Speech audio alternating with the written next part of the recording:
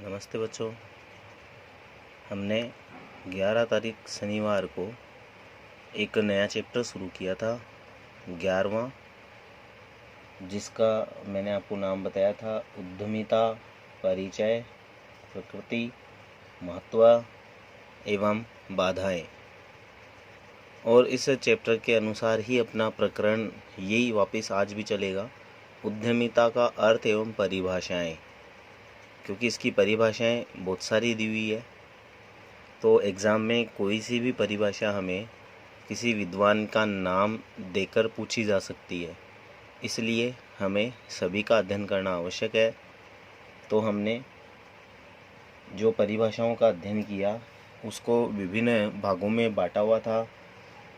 जो आपने शनिवार को अध्ययन किया था, इसमें आपने पहला जो आधार था वो था व्यवसाय एवं उपक्रम की स्थापना से संबंधित उसकी परिभाषा है, जिसमें आपने मुसलमान तथा जैक्सन और उदय पारिक एवं मनोहर नाडकर्णी की परिभाषा को पढ़ा था।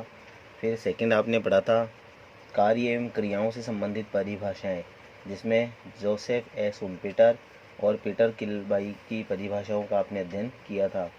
तीसरी आपने पढ़ी थी संगठन एवं संयोजन से संबंधित परिभाषाएं, जिसमें आपने हॉवर्ड जॉनसन और फ्रैंकलिन लिंडसे की परिभाषा का अध्ययन किया था। आइए हम उससे आगे और परिभाषाओं का अध्ययन कर रहे हैं। जो चौथा प्रकार है परिभाषाओं का, किस आधार पर परिभाषा दी है, वो है निर्णय लेने से संबंधित परिभाषाएं। निर्णय लेने से संबंधित ये जो आधार है परिभाषाओं का, इस आधार के अनुसार भी परिभाषा आपसे पूछी जा सकती है जी। तो इस प्रकार से आपको इनको ध्यान रखना है, संबंधित परिभाषाएं। तो इसमें निर्णय लेने से संबंधित परिभाषाओं में हम आगे बढ़ेंगे, इन परिभाषाओं का अध्ययन करेंगे, जिसमें पहला नाम जो आ रहा है वो है H.N. पाठक। H.N. पाठक ने जो परिभाषा दी है, इस प्रकार की परिभाषाओं में सिर्फ एक ही परिभाषा है H.N. पाठक द्वारा दी गई परिभाषा। थोड़ी सी बड़ी है, आप इसको गौर से सुनिएगा, उन्होंने किस ढंग से इसको परिभाषित किया है। H.N. पाठक ने उद्यमिता को परिभाषित करते हुए बताया है कि उद्यमिता उन व्यापक क्षेत्रों उद्यमिता उन व्यापक का मतलब होता है बहुत बड़ा स्तर जो होता है, बड़े क्षेत्र में फैली हुई। तो व्यापक क्षेत्रों को सम्मिलित करती है, व्यापक क्षेत्रों को अपने अंदर सम्मिलित करती है, उन व्यापक क्षेत्रों को सम्मिलित करती है जिनके संबंध में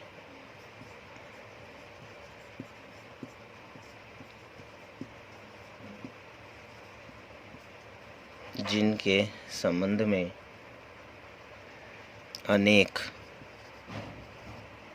निर्णय लेने होते हैं, जिनके संबंध में अनेक निर्णय लेने होते हैं, जिनके संबंध में अनेक निर्णय लेने होते हैं। अब ये जो निर्णय लेने होते हैं, इन निर्णयों को इसी परिभाषा में है, ये इन निर्णयों को जो हमें निर्णय लेने होते हैं, उन निर्णयों को तीन श्रेणियों में, इन निर्णयों को तीन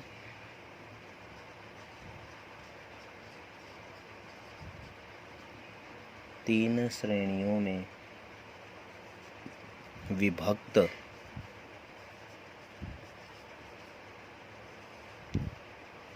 किया जा सकता है। तीन श्रेणियों में विभक्त किया जा सकता है। तो कौन कौन से हैं 3 भाग, उसको हम लिखेंगे। प्रथम है अवसर का ज्ञान करना। अवसर का ज्ञान करना। दूसरा इसमें है औद्योगिक इकाई का संगठन करना। औद्योगिक इकाई का संगठन करना।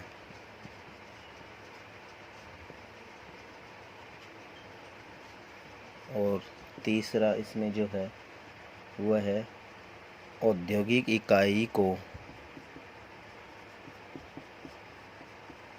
औद्योगिक इकाई को औद्योगिक इकाई को लाभदायक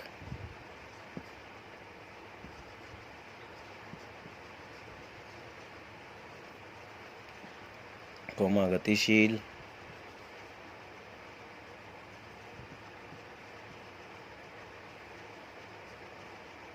एवं विकासशील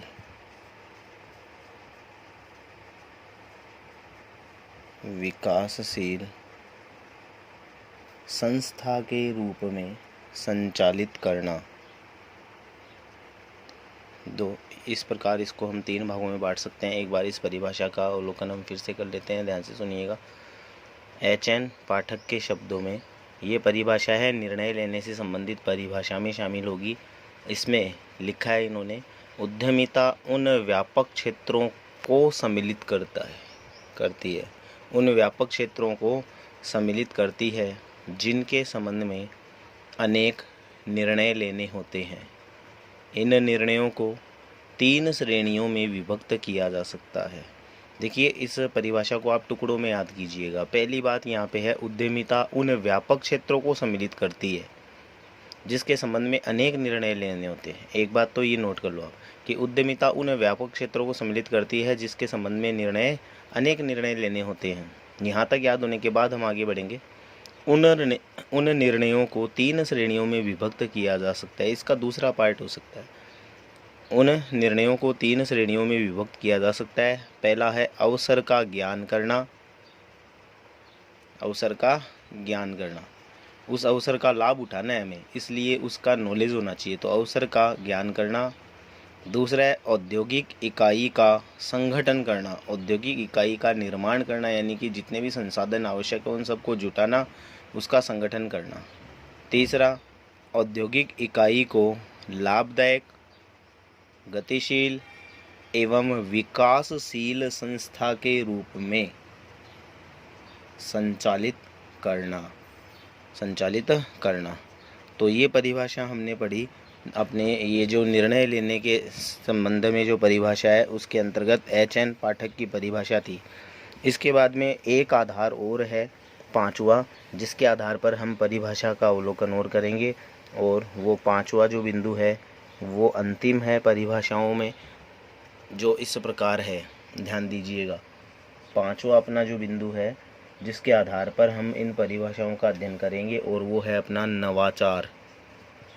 नवाचार प्रमुख कार्य भी होता है प्रबंध का, तो नवाचार से संबंधित नवाचार संबंधी परिभाषा, नवाचार संबंधी परिभाषाएं।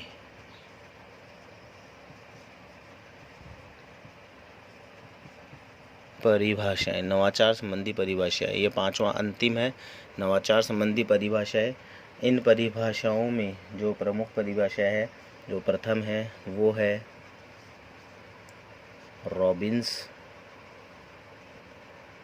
तथा कॉटलर। रॉबिन्स तथा कॉटलर के शब्दों में दी हुई परिभाषा, रॉबिन्स तथा कॉटलर के शब्दों में दी हुई परिभाषा है। आइए हम उसका अवलोकन कर रहे हैं, उसको पढ़ लेते हैं। देखिए, इन्होंने उद्यमिता को एक प्रक्रिया बताया है। इन्होंने क्या बताया? उद्यमिता को एक प्रक्रिया। तो उद्यमिता एक प्रक्रिया है। उद्यमिता क्या है? एक प्रक्रिया है। अब कैसी प्रक्रिया है? जिसमें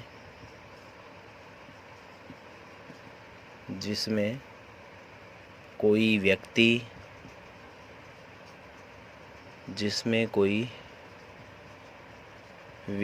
अब व्यक्ति कौन होगा? जो उद्यम करने वाला है, वो एक हो सकता है या फिर व्यक्तियों का समूह हो सकता है, अथवा व्यक्तियों का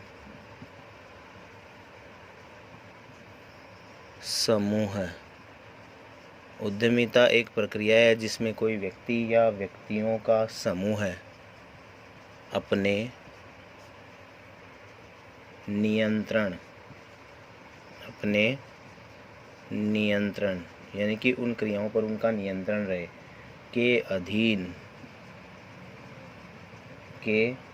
अधीन अपने नियंत्रण के अधीन संसाधनों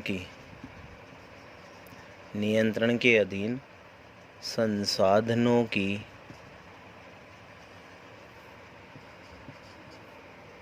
प्रवाह किए बिना, प्रवाह यानी कि जिनको जुटा सकता है, तो प्रवाह किए बिना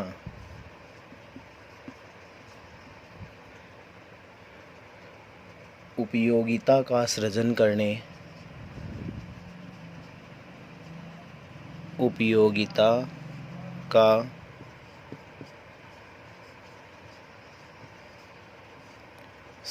करने एवं नवाचार, उपयोगिता का सृजन करने एवं नवाचार द्वारा विकास के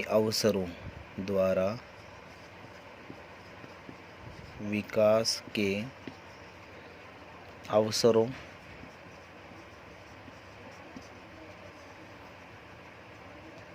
को खोजने में, विकास के अवसरों को खोजने में समय एवं धन यानी कि पूंजी, समय एवं धन का जोखिम उठाता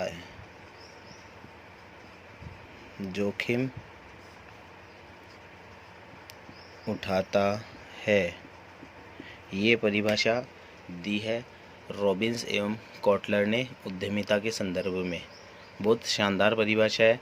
आप इस 2-3 बार ट्राई करोगे लिखकर बिना देखे तो याद हो जाएगी। ये है उद्यमिता एक प्रक्रिया है जिसमें कोई व्यक्ति, वो अकेला भी हो सकता है या फिर बड़ा काम है, ज़्यादा पूंजी निवेश की आवश्यकता है, तो वहाँ व्यक्तियों का समूह भी हो सकता है। तो उद्यमिता एक प्रक्रिया है जिसमें कोई व्यक्ति अथवा व्यक्तियों का समूह अपने नियंत्रण के अधीन संसाधनों की प्रवाह किए बिना उपयोगिता का सृजन करने एवं नवाचार द्वारा विकास के अवसरों को खोजने में समय एवं धन का जोखिम उठाता है। 2 चीज़ का जोखिम उठा रहा है वो यहाँ, समय और धन का जो निवेश कर रहा है।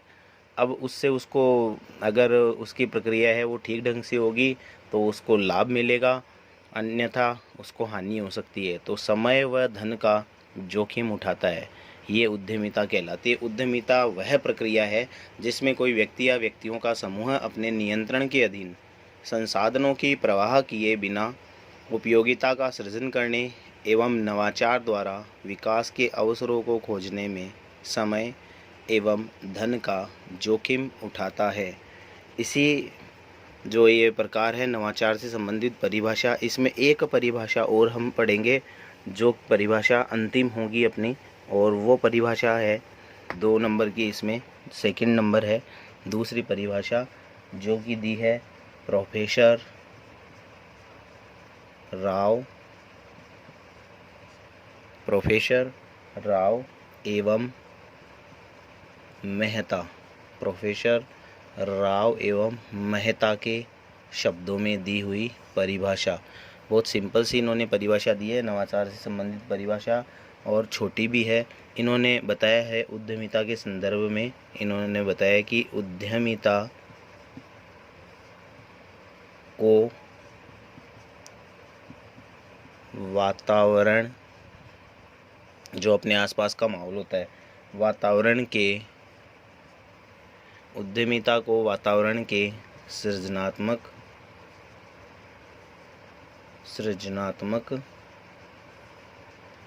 एवं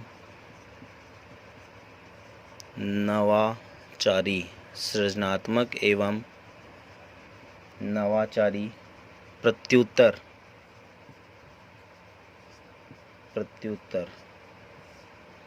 सृजनात्मक एवं नवाचारी प्रत्युत्तर के रूप में वर्णित किया जा सकता है, मतलब उसका वर्णन किया जा सकता है, वर्णित किया जा सकता है। ये अंतिम परिभाषा थी नवाचार से संबंधित परिभाषाओं में प्रोफेसर राव एवं मेहता के अनुसार।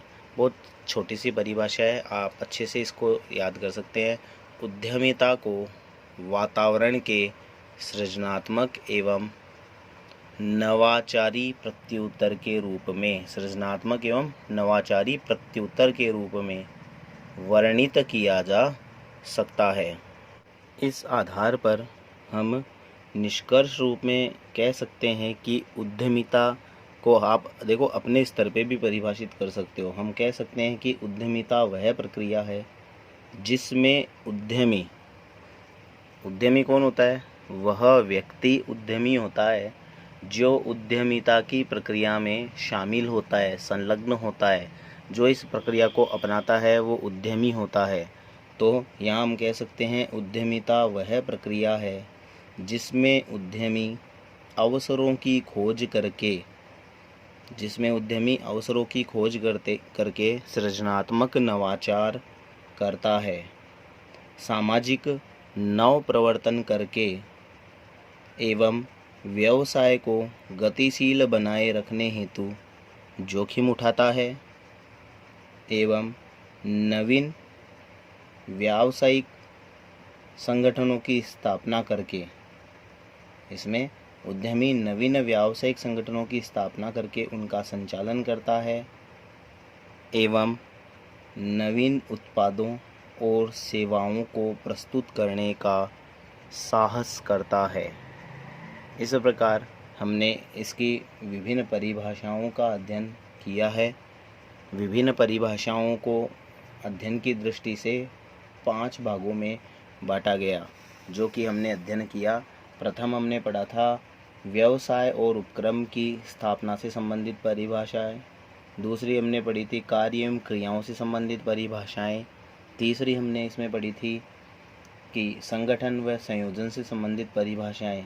चौथी हमने पढ़ी निर्णय लेने से संबंधित परिभाषाएं। पांचवी हमने इसमें पढ़ी थी नवाचार संबंधी परिभाषाएं। तो इस प्रकार हमने इसकी परिभाषाओं का अध्ययन किया। आगे अब हम इसकी विभिन्न प्रकार की जो विशेषताएं हैं उनका अध्ययन करेंगे, जिनमें अब विशेषताओं को देखो आप वैसे आराम से ना इन परिभाषाओं के आधार पर भी तैयार कर सकते हो। इन परिभाषाओं के आधार पर हम उद्यमिता की विशेषताएं और प्रकृति स्पष्ट कर सकते हैं, जो कि हम अपनी अगली क्लास में इसको देखेंगे। उद्यमिता की विशेषताएं एवं कह सकते हैं उसकी प्रकृति।